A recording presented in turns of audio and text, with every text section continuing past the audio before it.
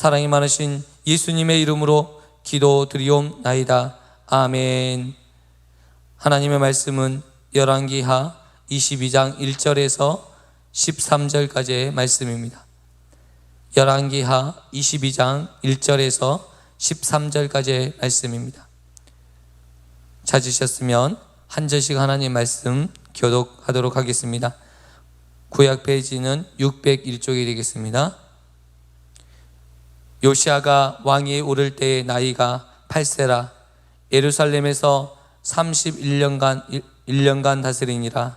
그의 어머니의 이름은 여디다요 보스갓 아다야의 딸이더라.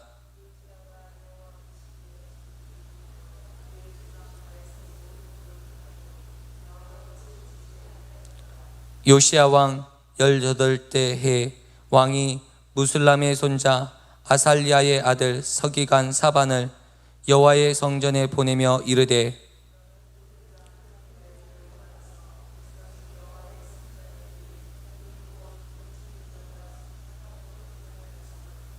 여호와의 성전에 맡은 감독자들의 손에 넘겨 그들이 여호와의 성전에 있는 작업자에게 주어 성전에 부서진 것을 수리하게 하되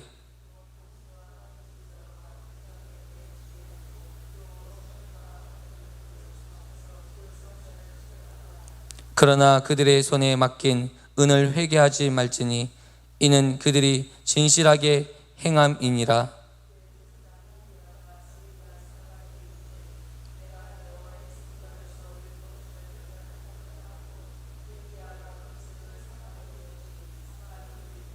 서기관 사반이 왕에게 돌아가서 보고하여 이르되 왕의 신복들이 성전에서 찾아낸 돈을 쏟아 여호와의 성전에 맡은 감독자들의 손에 맡겼나이다 하고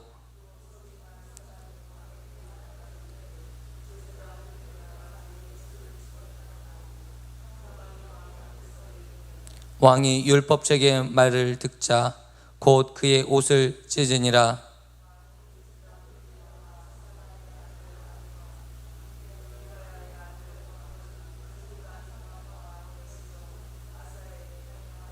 다 같이 하겠습니다. 너희는 가서 나와 백성과 온 유다를 위하여 이 발견한 책의 말씀에 대하여 여호와께 물으라.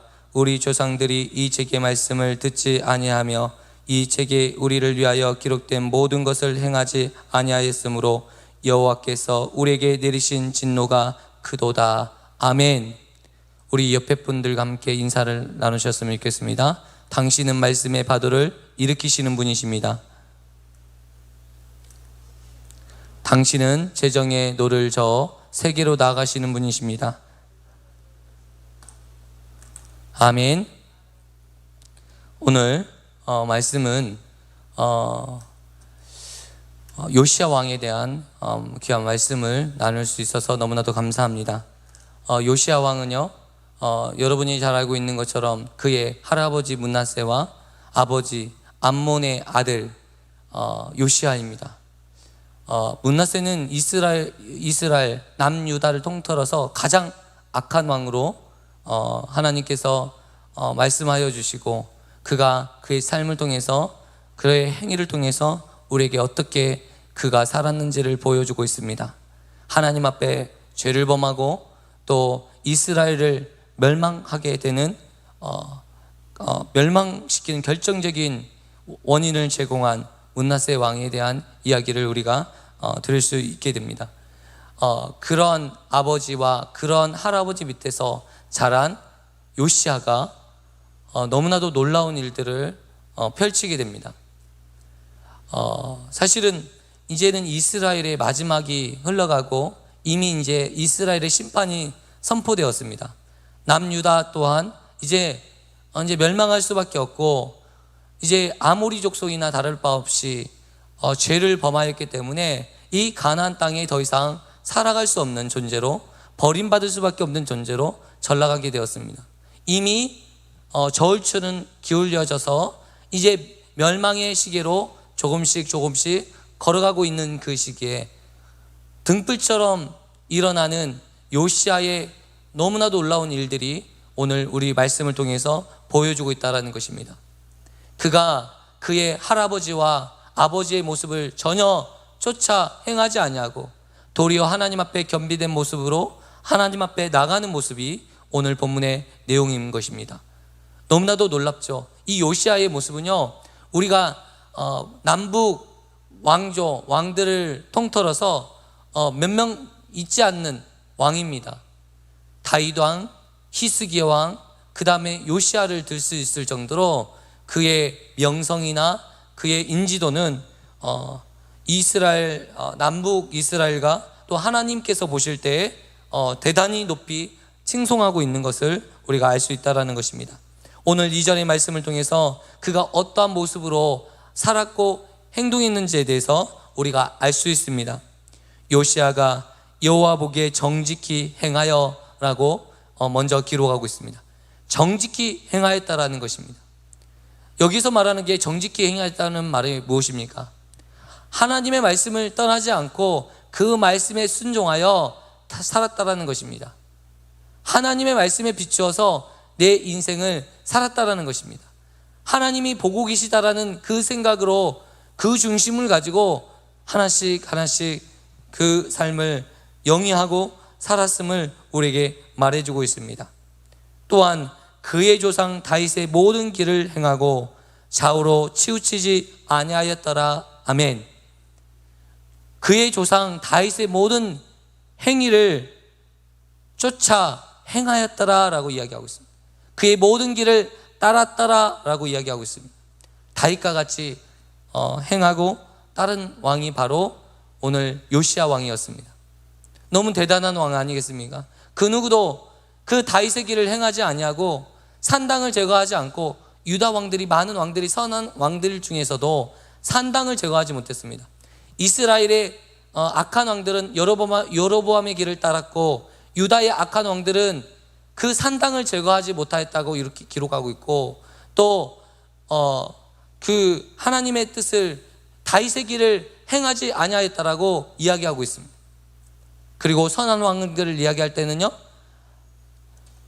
정직하였더라 이야기하죠. 그리고 다윗의 길을 따랐더라 이야기하고, 그런데 한 가지 단점이 있는데 산당을 제거하지 못하였더라 라고 이야기합니다.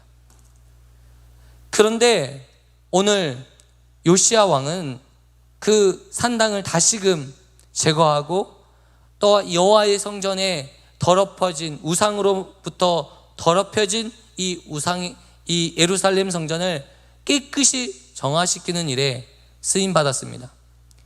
예루살렘 성전에 바알과 아세라 목상이 버젓이 놓여져 있고, 그 바알과 아세라 목상에게 절을 하고 이제 우상 숭배의 자리로 전락해 버리는 이 상황을 요시아 왕 때에 깨끗이 정하는 사건이 벌어집니다.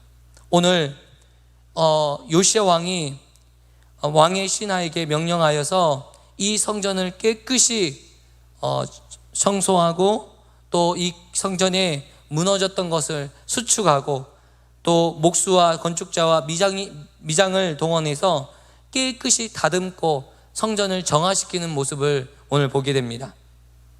오늘 3절의 말씀을 보니까요, 아살리아의 아들 서기관 사반을 여호와의 성전에 보내어 이 여호와의 성전에 보내서 이 성전에 깨끗이 은금을, 그 성전에 내는 이 은을, 금을 통해서 이 수리하게 합니다.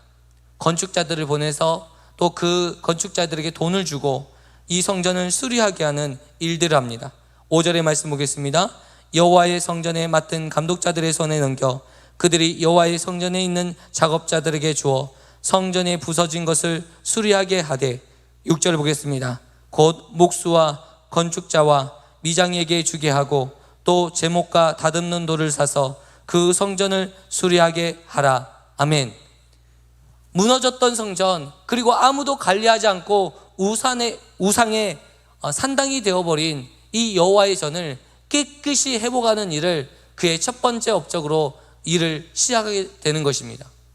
하나님의 성전이 이렇게 더럽혀진 것들을 너무 원통이 여겨서 이 성전을 어떻게 하면 깨끗하게 할까, 이 더럽혀진 성전을 깨끗이 정결하게 할까 생각을 하고 그 성전을 정화시키는 일에, 또 이 성전을 일으키는 일에 먼저 힘썼다라는 것입니다. 우리가 첫 번째로 해야 될 일이 무엇일까? 우리의 무너진 성전을 재건하고 우리의 무너진 우상에게 빼앗겼던 마음을 되찾고 하나님 앞에 돌이키고, 오늘 요시야 왕이 그 어린 나이에 왕이 되었고, 그 왕이 되어서 하나님 앞에 좌우로 치우치지 아니하고 하나님의 일들을 했던 것처럼 우리 또한 영적으로 깨어서 이 일들을 행하시는 저와 성도님 되시기를 축원드립니다. 저는 오늘 이 말씀을 보면서 이 왕들의 나이에 주목했습니다. 그는 결국 나이가요 너무 어린 나이입니다.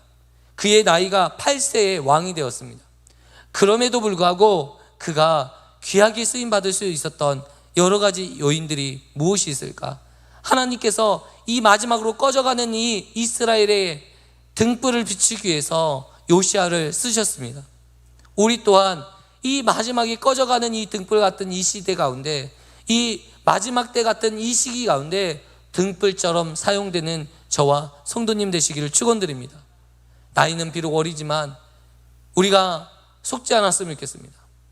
보니까 우리가 적은 나이가 아닙니다. 저 또한 적은 나이가 아닌데 마치 아직도 젊은데, 목사로서 너무나도 젊은 나이인데 라는 생각을 할 때가 너무 많이 있습니다. 제가 보니까 이스라엘 역사 가운데 44살 정도 되면 이미 죽었어요. 그리고 이미 왕위를 보니까 8세, 요아스는 언제 왕이 됐습니까? 너무 어린 나이에 왕이 되잖아요. 요시야가 8세의 왕이 되었고, 요아스는 7세의 왕이 되었고, 어린 나이에 왕이 되고, 또 젊은 나이에 왕위를 계승하고 그 왕의 뜻을 행하였다라는 거예요. 그러니까 이 말씀을 돌이켜보건대 어리다고, 나는 아직 하나님 어리잖아요. 지금은 배우는 단계에 있어요. 그러니까 지금은 좀 실수하고, 지금은 좀 잘못하고, 하나님 앞에 의로 행하지 아니하고 좌우로 치우쳐도 하나님 이해해 주시겠죠 라고 생각하는 이 생각을 버려야 되겠구나. 지금부터가 하나님께서 나를 보고 계시는 그때가 지금이구나. 지금 깨어있지 아니하고 지금 말씀 가운데 거하지 아니하면 우리 또한 유다의 왕들처럼 멸망을 자초할 수밖에 없구나. 우리의 가족들, 우리의 직장, 사업, 모든 일에 있어서 어리다고요? 젊다고요? 우리 생애가 언제까지 갈 건지 우리가 알 수 없잖아요. 지금 깨어있지 않냐고, 지금 말씀으로 우리가 그 중심을 갖고 있지 않냐면 우리는 무너질 수밖에 없다. 우리도 유다의 왕들처럼 넘어질 수밖에 없고 멸망을 자초할 수밖에 없다. 이 말씀, 그래서 때가 악하니 세월을 아끼라는 이 말씀을 주하여 살펴보는 귀한 믿음의 권소 되기를 축원드립니다. 이 시간이요 금보다 귀하다는 말을 우리가 수없이 많이 들었습니다. 시간은 금이다. 우리가 다른 것들을 다 낭비해도 되찾을 수 있지만 시간은 되찾을 수 없다. 우리가 말은 많이 듣잖아요. 시간에 대한 이야기를 많이 들은데 한편으로 이런 생각합니다. 나는 아직도 젊어, 아직도 갈 길이 멀어 라는 생각을 하고 있습니다. 근데 이 시간은 돌이켜보건대 우리를 기다려주지 않습니다. 그리고 이 지금까지 내가 살았던 그 삶을 통해서 하나님께서 내 삶을 정리해 가시고 평가하신다라는 것을 꼭 기억하셨으면 좋겠습니다. 내가 하나님 앞에 정직하게 살아가고 있는지, 내가 좌우를 분별하고 있는지, 이런 생각을 우리가 그 중심을 꼭 가졌으면 좋겠습니다. 좌우로 분별한다는 뜻이 무엇일까요? 좌로나 우로나 치우치지 않는다는 뜻이 무엇일까요? 하나님의 말씀이 기준이 되어서 그 말씀의 기준대로 살았다라는 뜻입니다. 많은 사람들이 이쪽 이야기를 들어보면 자기 중심적인 이야기를 합니다. 자기의 이익적인, 자기의 개인 주관에 맞는 말들을 우리에게 할 때가 많이 있습니다. 그 말을 듣다 보면 이 말이 맞는 것 같고, 이쪽 말을 들어보면 이쪽 말이 맞는 것 같습니다.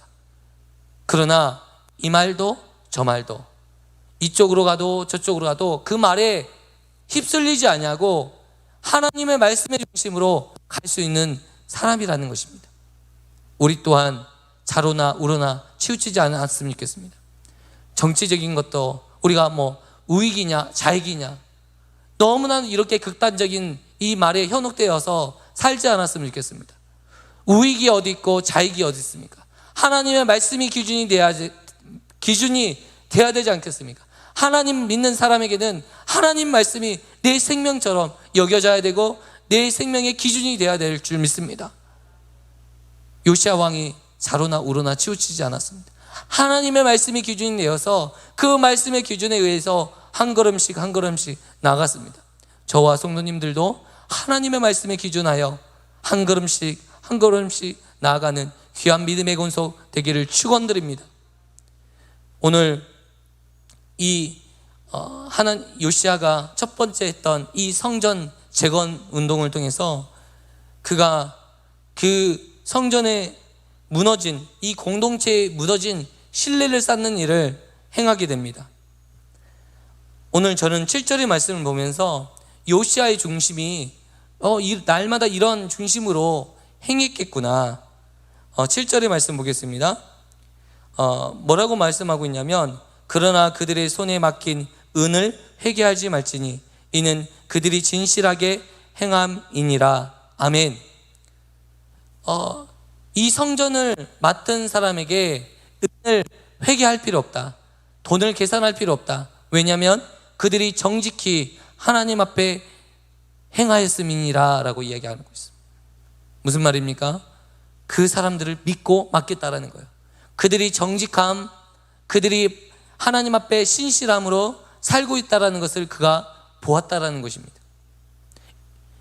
정직함을, 그들이 신실하게 행하는 것들을 볼 수 있는 눈이 있어야 될 줄 믿습니다. 신실히 행하는 자들에게 쫓아가서 그들이 뭔가 꿍꿍이가 있을 거야, 그가 뭔가 속이는 바가 있을 거야 하면서 뒤쫓아가면서 그의 것들을 추적하고 계산하고 쫓아가 행한다면 얼마나 그 정직히 행하고 신실하게 행하는 그들 역시 온전히 하나님 앞에 나가지 못할 것입니다. 그리고 염려가 될 것입니다. 오늘 이 말씀을 묵상하면서 이 악한 시대에 공동체의 신뢰가 깨지고 서로에 대한 믿음이 깨져 있는 그 상황 가운데 서로에 대한 믿음을 세우는, 하나님의 성전을 세우는 일뿐더러 그가 무너진 관계의 신뢰를 더하는 행동을 하고 있음을 우리가 보게 된다는 것입니다.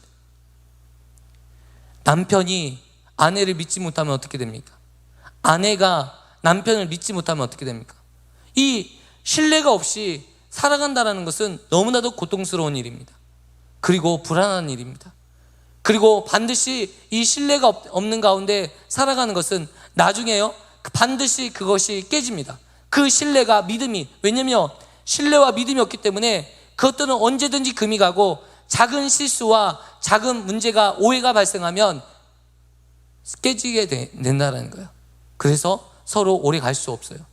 여러분, 오늘 요시야 왕이 이 공동체, 그리고 이 오늘 일하는 이 건축자, 목수, 미장하는 사람들, 그리고 제목들을 만드는 사람들, 그 사람들을 믿고 맡겼던 것처럼 우리가 우리의 주변에 있는 모든 사람들을 믿음으로 맡기고 믿음으로 신뢰하고 바라보시는 믿음의 권속 되기를 축원드립니다. 속으라는 뜻이 아닙니다. 하나님의 믿음 안에서 살아가라는 것이, 하나님의 주권에 맡기고 신뢰하라는 뜻입니다. 모든 것들을 하나님께서 앞서 행하시고 하나님께서 모든 섭리 가운데 이끄신다는 사실을 믿는 자녀라면 이런 신뢰와 이런 믿음을 가지고 살아갈 수 있다는 것을 우리에게 가르쳐주고 있다는 사실입니다. 아멘. 그래서 우리의 무너진 신뢰가 회복되어졌으면 좋겠습니다. 서로 간에 의심이 있고 염려가 있고 불안한 마음이 있다면 하나님 앞에 기도함으로 나아가시는 저와 성도님 되셨으면 좋겠습니다. 이 땅에 수많은 가정들이 깨지는 이유가 무엇입니까? 그 믿음이, 그 신뢰가 깨졌기 때문에 그렇습니다. 그 믿음과 신뢰를 누가 깨뜨립니까? 악한 마귀들이 우리에게 와서 그 신뢰를 갖지 못하도록 하는 거예요. 정부를 믿지 못하게 하는 거예요. 정부에 대한 신뢰를 깨뜨리는 거예요. 그렇잖아요. 정부가 나라를 살리는 일에 집중할 거예요. 그런데 이 정부를 믿지 못하도록 만드는 것들이 있어요. 그래서 우리가 다시금 우리 안에 신뢰를 회복하고 하나님의 말씀 안에서 돌아오는 귀한 믿음의 권속되기를 축원드립니다. 또한 놀라운 일들이 벌어집니다. 하나님의 성전을 재건하는 일에 힘썼는데 놀랍게도 이 성전을 치우면서 이 율법책이 발견되는 일들이 벌어집니다. 8절의 말씀 보겠습니다. 서기관 사반에게 이르되 내가 여호와의 성전의 율법책을 발견하였노라. 제사장 hil기야가 서기관 사반에게 말을 하고 있습니다. 율법책을 발견했노라고. 그런데 이 사반이 이 율법책을 소리내어서 읽기 시작합니다. 그리고 이 서기관 사반이 왕에게 돌아가서 보고하고 그 왕이 있는 앞에서 이 율법책을 낭독하게 되는데, 이 율법책이 낭독하는 그 순간에 자신의 옷을 찢고 회개의 심정으로 하나님 앞에 나가는 요시야를 보게 되는 것입니다. 그가 하나님 앞에 정직히 행하였음에도 불구하고 그가 죄를 많이 범한 사람이 아닙니다. 다윗은 나단 선지자 앞에서 자신의 옷을 찢었던 이유가 있습니다. 자신의 죄가 보여졌기 때문에 그렇습니다. 그리고 자신이 죄를 지었기 때문에 그렇습니다. 그런데 요시야 왕은 정직히 행하였고 좌우에 치우치지 아니하였고 하나님 앞에 온전히 살았습니다. 그럼에도 불구하고 그가 하나님의 말씀을 듣자 옷을 찢고 자기를 부인하면 더 이상 나는 왕이지만 왕의 모습으로 나는 왕의 자질이 없다, 나는 의미로 옷을 찢지 않겠습니까? 그런 마음의 자세로 하나님 앞에 나가는 것입니다. 옷을 찢고 엎드리면서 회개의 심정으로 울면서 통곡하는 요시야 왕의 모습을 보게 된다는 것입니다. 아니, 어떻게 이렇게 멋진 사람이 있을까? 아니, 이런 멋진 사람이 유다의 왕으로, 아니 이전에 나왔으면 좋겠는데, 정말 멋지게 사용되었으면 좋겠는데, 이제 불이 다 꺼져가는 이 시기에 히스기야를 통해서 약간의 하나님의 불타는 모습을 봤다가 이제 마지막 요시야 왕에 들어서 활활 불타는 하나님의 열정으로 불타는 이 모습을 보면서 우리가 많은 생각을 하게 됩니다. 하나님께서 마지막 때에 왜 이런 사람들을 강하게 사용하고 계시는가? 정말 위대한 이 일에, 그리고 하나님을 사모하고 자신을 부인하는 이런 멋진 왕을 이때 주셨는가? 좀 더 일찍 주셔서 이 이스라엘이 회개하고 하나님 앞에 돌이키는 일에 귀하게 쓰임받았으면 좋겠는데 왜 이때 주셨을까? 저는 너무나 아쉬움이 남더라고요. 이미 접어들어가는 이 시기에 왜 이런 일들을 보여주셨을까? 정말로 아쉽더라고요. 그런데 마태복음 26장 6절에 우리가 향유 옥합을 깨뜨린 여인에 대한 내용들을 우리가 접할 수 있습니다. 예수님의 죽음을 앞둔 그 얼마 전에 자신의 전 재산을 들여서 향유 옥합을 깨뜨려 이 자신의 머리로 예수님의 발을 씻긴 이 사건을 보면서 많은 제자들이, 많은 사람들이 그렇게 말을 했습니다. 왜 그렇게 값진 향유 옥합을 허비하고 낭비하느냐? 이 옥합을 팔면 많은 사람들, 불쌍하고 어려운 사람을 도울 수 있는데 왜 이 비싼 것을 예수님의 발을 씻기는데 허비하느냐라고 말을 했습니다. 그런데 예수님께서 뭐라고 말씀하십니까? 그렇지 않다. 이 여인이 옳다. 이 여인은 나의 장례를 준비하였다고 이야기하고 있는 것을 우리가 보게 됩니다. 오늘 이 요시야 왕이 자신의 삶을 번제로 드리는 이 모든 모습, 그리고 하나님 앞에 정직히 행하고 좌우로 치우치지 아니하고 하나님 앞에 열정으로 나가는 이 모습은 하나님 앞에 온전히 드리는 이 여인과 같이, 자기의 삶을 드리는 이 여인과 같이 자기의 전 재산을 하나님 앞에, 예수님 앞에 예수님의 장제를 예비하기 위해서 드리는 것과 같이 귀하게 쓰임 받았다. 이런 생각이 듭니다. 이스라엘의 마지막 끝나는 이 시기에 이스라엘이 이제 등불이 꺼지고 이제 이스라엘의 역사가 마감되는 그 순간에 하나님 앞에 번제로 자신의 온몸이 던져지는 귀한 역사에 쓰임받은 인물이 바로 요시야 왕이구나. 아멘. 요시야 왕이 그렇게 쓰임받았다라는 거예요. 번제로 드려지는 그 일에 쓰임받았다라는 것입니다. 그리고 나서요, 여러분 알고 있는 것처럼 요시야 왕이 끝나고 나서 그의 아들들이 잠깐 3개월, 11년, 3개월, 11년 이 짧은 기간 그 왕위를 이어가고 결국 22년 후에 이스라엘이 남유다마저도 멸망하게 됩니다. 그런데 여러분, 향유 옥합을 깨뜨렸을 때 많은 사람들은 헛된 낭비라고 말을 했습니다. 그런데 누가 기뻐하고 계셨습니까? 누가 그 향유 옥합을 통해서 위로를 받고 계셨습니까? 우리 예수님이 그 향유 옥합을 받으셔서 위로를 받으셨습니다. 죽음을 예비하는, 장례를 예비하는 그 귀한 일에 이 향유 옥합이 깨뜨려졌던 것입니다. 여러분, 사람의 생명이 끝난다면 그 어떤 것이 귀하겠습니까? 여러분, 제가 돌이켜보건대 이 생명처럼 귀한 게 없습니다. 그런데요, 이 장례, 우리가 장례식을 많이 가보잖아요. 장례식에 돈을 밝히는 사람이 있습니까? 그거는 장례식에 있는 대부분의 사람들은 내 부모님이 돌아가셨을 때 돈을 밝히지 않습니다. 아깝지 않아요. 장례식에 들어가는 돈이 되게 비쌉니다. 여러분 알고 있는 거죠. 수의도 비싸고 장례식에서 먹는 밥도 비쌉니다. 그런데 그것들에 대해서 너무 왜 이렇게 비싸냐, 좀 싼 데 없냐, 아주 가난하지 않는 이상에 대해서, 가난하지 않는 이상 그 돈에 대해서 왈가왈부하지 않습니다. 왜 그렇습니까? 지금 이 장례가 중요하거든요. 내 아버지가 돌아가셨고 내 어머니가 돌아가셨는데 이 돈 몇 푼이 뭐 그리 중요하겠습니까? 그렇기 때문에 장례식장 가서 돈에 대해서 따지는 경우가 거의 없어요.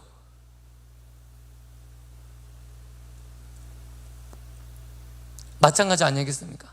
이스라엘의 이 마지막이 될 수 있는 이 현장 가운데 요시야의 이러한 가한 의로움, 정말 대단한 하나님에 대한 열심, 과할 정도로. 그런데 하나님께서 이것들을 기뻐하셨다라는 거예요. 요시야의 이 모습을 통해서 하나님께서 위로받았다라는 거예요.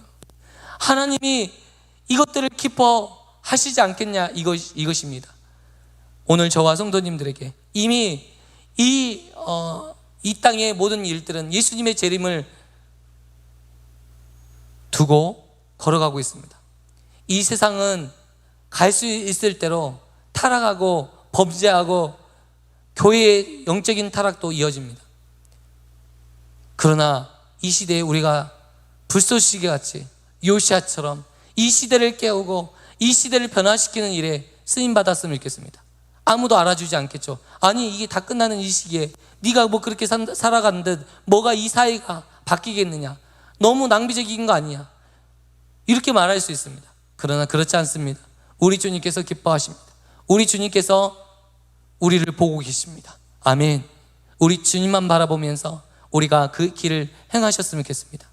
우리가 이 시대 가운데 성전을 재건하는 일이 무엇이겠습니까?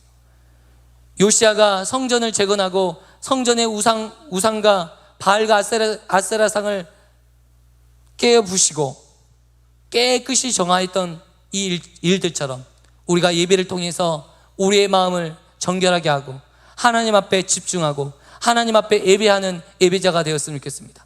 그것이 우리가 하나님 앞에 드릴 영적 제사인 줄 믿습니다.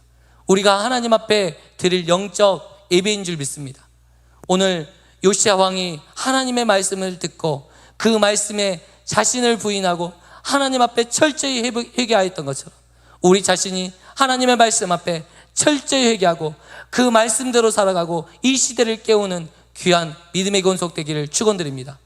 저는 이 말씀을 묵상하면서 요시야가 이 말씀을 듣고 자기 자신의 옷을 찢고 회개하였던 모습이 내 안에도 반드시 필요할 텐데, 나도 하나님의 말씀 앞에서 내가 내 자신을 비추고 내 자신을 찢어야 되겠다. 나의 마음을 찢어야 되겠다. 나의 잘못된 행실을 찢어야겠다. 욕심과 더러운 것과 음란과 악한 모든 행동에서 벗어나야겠다. 이 하나님이 이 마지막 시대의 가운데 내가 하나님 앞에 의로운 사람이 되기를 원합니다. 의롭고 정직하고 정말 구별된 하나님의 사람이 되기를 원합니다. 다 똑같은 사람이라고요. 너도 어쩔 수 없는 사람이라고요. 제가 어떻게 어쩔 수 없는 사람입니까? 예수님의 십자가의 공로를 내가 의지하고 바라보는 하나님의 은혜로 값없이 살아가는 사람인데 어찌 세상 사람들과 똑같이 살아갈 수 있습니까? 음란하게 살아갈 수 있습니까? 죄악을 쫓아 행할 수 있습니까? 어떻게 내가 죄악을 쫓아 행할 수 있습니까? 내가 어떻게 음란하게 살아갈 수 있습니까? 우리는 그렇게 살아갈 수 없습니다. 하나님의 은혜를 그렇게 값없이 여겨서는 안 될 줄 믿습니다. 저와 성도님들은 오늘 말씀을 묵상하면서 하나님 앞에 나 정직하게, 하나님 앞에 거룩하게, 하나님 앞에 의롭게 나의 몸과 마음을 하나님 앞에 번제로 드리는 귀한 믿음의 권속 되기를 축원드립니다. 오늘 우리 함께 다 같이 찬양하시면서 하나님 앞에 기도의 자리로 나가셨으면 좋겠습니다. 나의 안에 거하라. 우리 함께 이 찬양하시며 하나님 앞에 기도함으로 나아가기를 원합니다.